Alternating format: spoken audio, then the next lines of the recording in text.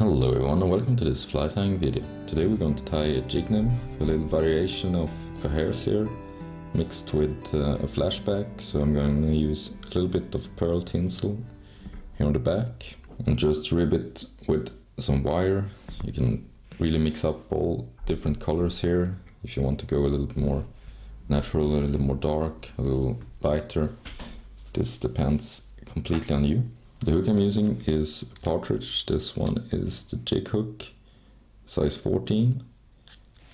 And with that I have already placed a tungsten bead. This one is the slotted tungsten bead. This one is 3.3 millimeter. It's a little bit bigger than I usually use with a size 14. Normally I use 2.8, but here I really want this to go down deep and go deep fast. And for the rest of the materials, this is really a simple pattern, so I'm gonna go through these quite quickly. The dubbing is the natural fur from Websy. This one is olive hare's mask, so it's just hare's mask dyed in olive.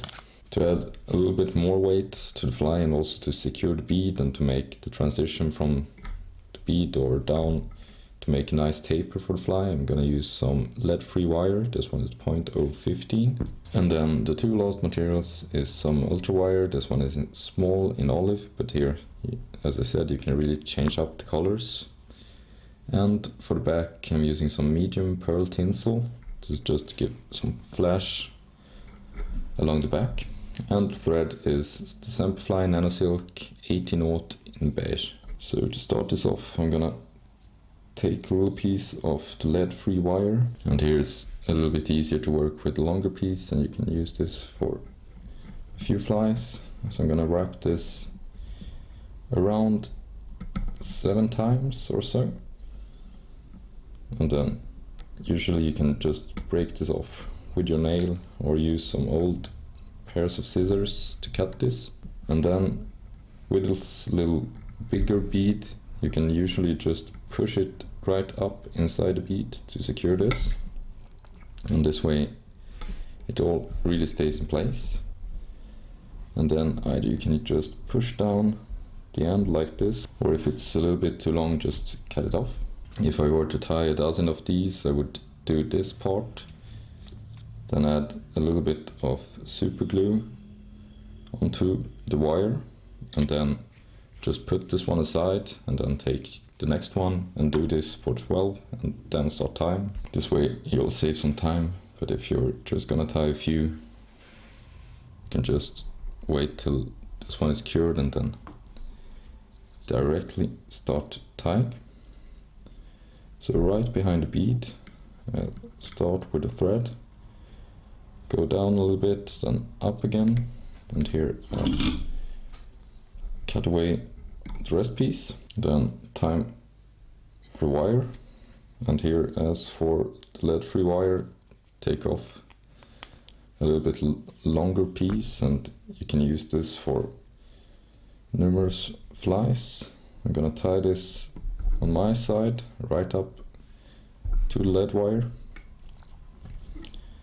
and this one will take down to about here, just before the band. Then pearl tinsel, cut away a piece. This one is in the size medium. You can also use the size large if you were going to tie this in a little bit bigger sizes. Here you can either tie this in going up or go up and then tie it down. Really doesn't matter, you just want to keep this right in the middle, and then go back again to where you tied in these two materials. Dubbing, this one is olive hare's mask from Websy, so just make a thin dubbing noodle. I'm gonna add a little bit more, and this is the only material for the body and the thorax. I'm just gonna use it in 2 different ways to build up a nice profile. So here, starting off, you just want to build up the taper from the back to the front, and your lead-free wire is going to help you with this as well.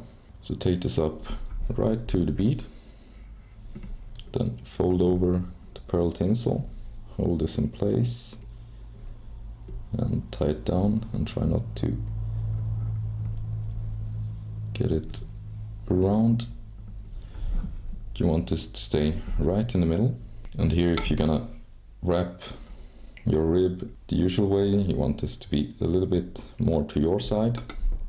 This way, when you wrap this, it's gonna push it right to the middle.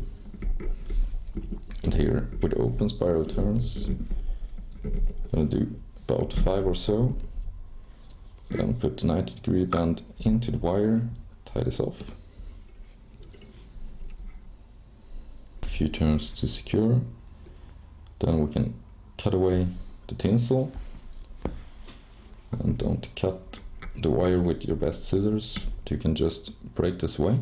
And then for the thorax, I'm gonna use a little bit more of the exact same dubbing. Just build up a slightly shorter dubbing needle for this one, and here we're gonna build up just a little bit of bulk here right behind the bead. And this is then going to be the thorax of the fly. A few turns right in front, and to finish it off, just do a 4 or 5 turn whip finish. Pull tight, get away. And there we have it, this little flashback hare's ear jig. And as you saw, it's a really easy pattern. You can mix up the colors, change the color of the bead, change the size of the bead to match exactly what you want, and also to suit your waters. If you have a little bit slower, shallower water, just put a 2.8mm tungsten bead. So there we have it. It's good to be back tying again. I hope you liked this one, and from now on I'll continue doing these videos in the regular way or regular time. I will try to do one per week. So for all the people that have been waiting, I'm sorry, but now I'm back, and I hope you'll enjoy the future videos and that you will stick around. So thank you very much for watching. Don't forget to subscribe, and till next time, happy tying.